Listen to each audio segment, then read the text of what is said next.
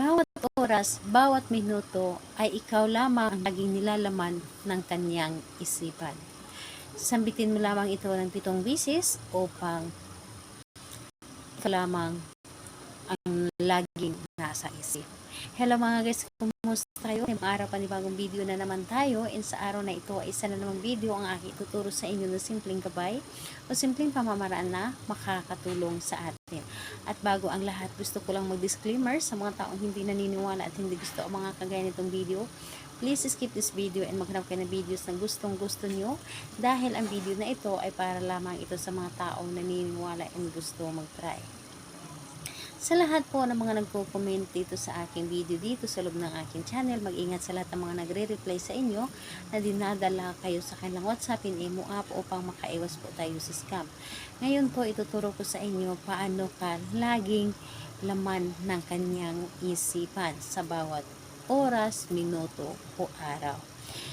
Ito po ay pwedeng gawin sa kahit kanino or kahit sino sa mag-partner. And ayun po, kailangan natin dito ng ating gagamitin. Kailangan mo lamang dito maghanda ng isang baso na babasagin, at tulad po nito ay clear po. And ito lamang ang dapat nating ihanda. And ayun po, kapag handa na yung baso, ang isunod mong i-ready is ang inyong sarili. I-ready mo ang iyong sarili na kailangan alam mo sa iyong sarili na gustong gusto mo itong gawin.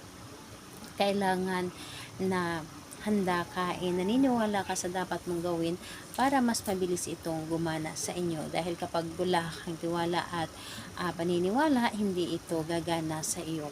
And kung gagana naman ay tatagal pa. Pero kung ikaw ay totoong naniniwala sa iyong ginagawa, oras lamang or minuto ay agad itong gumana sa kanya. So, ayun po, kapag ready ka na ay pwede mo na itong umpisahan. Ang gagawin mo lamang dito ay napakadali lamang. Sa isang baso, itapat mo lamang ito dito sa iyong baba. At sambitin mo na 7 bisis ang kanyang pangalan. Halimbawa na lamang, pangalan at apelyido ng iyong target, at sabihin mo na bawat araw, bawat minuto, oras, ako lamang ang laging nilalaman ng iyong isipan. Again po, 7 bisis itong sasambitin. Pangalan, apelyido, bawat araw, bawat oras, ako lamang ang nilalaman ng iyong isipan. So, 7 bisis mo itong ulit-ulitin na pagkasambit dito sa baso, and pagkatapos po, itong baso na ito ay itaob mo lamang dito sa iyong palad. And isipin mo siya ng isipin. Isipin mo na gumana ang iyong ginawa. Dapat ay positive ka. And ayun po, kapag naisip or naisip mo na siya, and ayun po, binivisualize mo siya, ang gagawin mo, itong baso na ito ay ipatong mo lamang doon sa iyong mesa, or di kaya sa ibabaw na iyong Jura box, sa ibabaw na inyong cabinet na nakataob lamang. And ayun po, kapag buo ang inyong loob at tiwala sa paggawa nito, hindi matatapos ang araw na ito, ay siya po ay ikaw na lamang ang laging iniisip.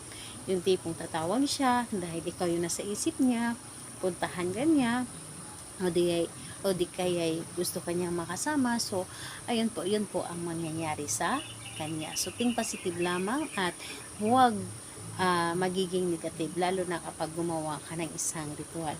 Kailan ito pwedeng gawin? Sa kahit anong araw at oras, pwede mo itong gawin, lalo na kapag kayo ay hindi nagkakaunawaan, kayo ay nag-aaway, the best mo itong gawin para sa kanya.